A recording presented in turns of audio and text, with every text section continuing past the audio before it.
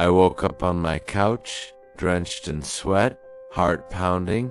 My TV was on static, the lights were off. My phone lay shattered on the floor.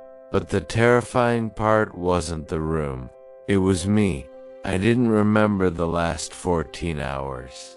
The morning, the afternoon, the evening, gone, like they never existed. I tried to breathe through it, telling myself it was stress, burnout, anything logical. But then I noticed something else. A small metal object sitting neatly on my coffee table, a cassette tape, labeled in neat handwriting memory. Vinci Setchimenazun Zetaron Ziavus. My blood ran cold. 27. What did that mean? Who made this? Why was it in my house? I didn't even own a cassette player, or maybe I did. I couldn't remember. I borrowed an old tape player from a coworker the next day. I told him it was for a project. If only he knew. That night, I sat alone in my dim living room, tape loaded, finger trembling over the play button. Click, static, then a voice. My voice, shaking, sobbing, whispering, please, please don't do this. I won't tell anyone. My heart seized. I sounded terrified, broken. Then another voice answered low.com, chillingly polite. It will only hurt if you resist. Memories survive best when taken willingly.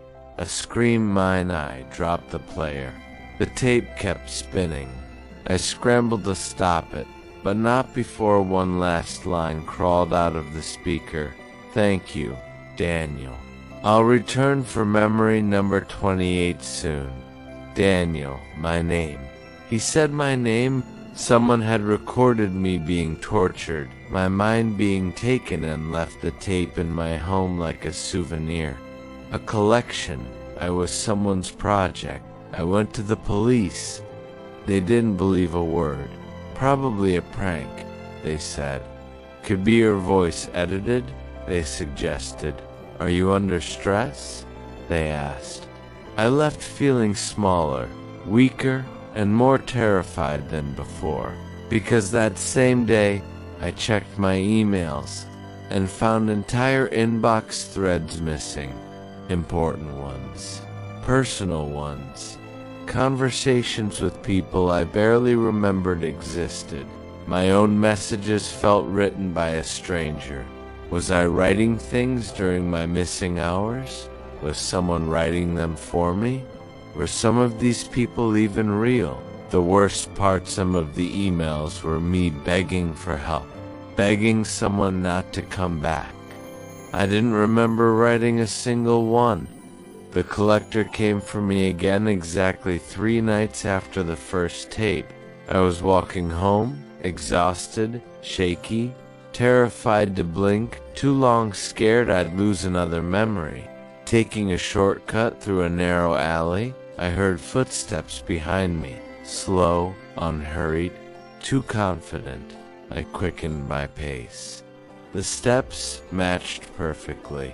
I broke into a near run. The steps grew quiet not because he slowed down, but because he moved soundlessly, like he was gliding. A voice poured into the alley darkness. Smooth, cold, amused. Daniel, you forgot memory number 12 again. I warned you about that. My stomach dropped so fast I almost collapsed. I didn't look back. I sprinted toward the street, but a hand closed over my shoulder. Firm, cold, impossibly strong. I froze. His breath touched my ear. It's easier if you don't fight. Then everything went dark. I awoke tied to a metal chair. A single bulb swung overhead. Concrete walls. No windows. The collector stood in front of me. Tall, slim, face mostly hidden behind a smooth white mask without features. Only his eyes were visible, dark.com, and terrifyingly intelligent. He held another cassette tape.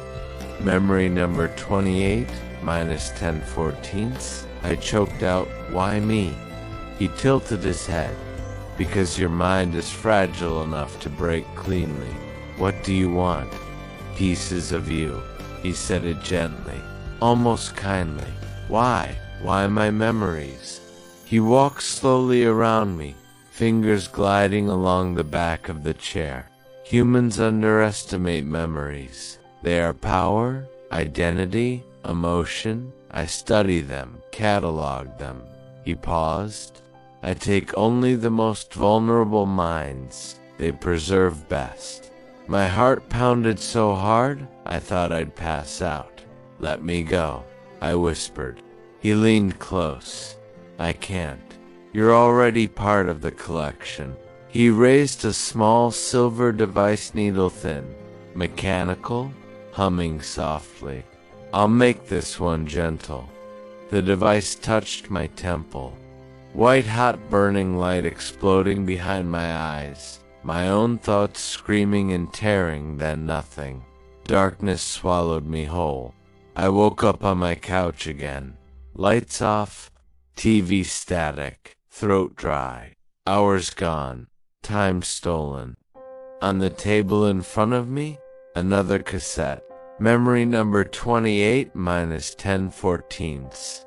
I broke down completely. My hands wouldn't stop shaking. My mind felt hollow, incomplete, like pages ripped out of a book. Images, flash fragments, broken pieces, a chair, a mask, a needle, screaming that sounded like mine, a hand wiping tears from my face, a whisper, "You're doing so well." I collapsed to the floor. I needed answers. I needed proof. I needed to know what he had taken. I forced myself to play the tape. Click. My voice screamed and choked and begged. "Stop. Please stop." The collector's voice stayed calm. "You won't remember this soon, Daniel. But I'll return for memory number 29. Silence. Then, you belong to me now. It has been a week. I've lost more hours, more days, more pieces of who I was. Every morning, a new cassette waits on my table. I don't play them anymore. I can't. I'm afraid the last tape will reveal something horrifying, that the collector isn't just stealing memories, but replacing them. That some of the thoughts in my head aren't mine anymore. That some of the decisions I make aren't mine. That the person I think I am is only what he left behind. Last night, as I was falling asleep, I felt a cold breath on my ear end, a whisper from the darkness near my bed. It's time for memory number 35.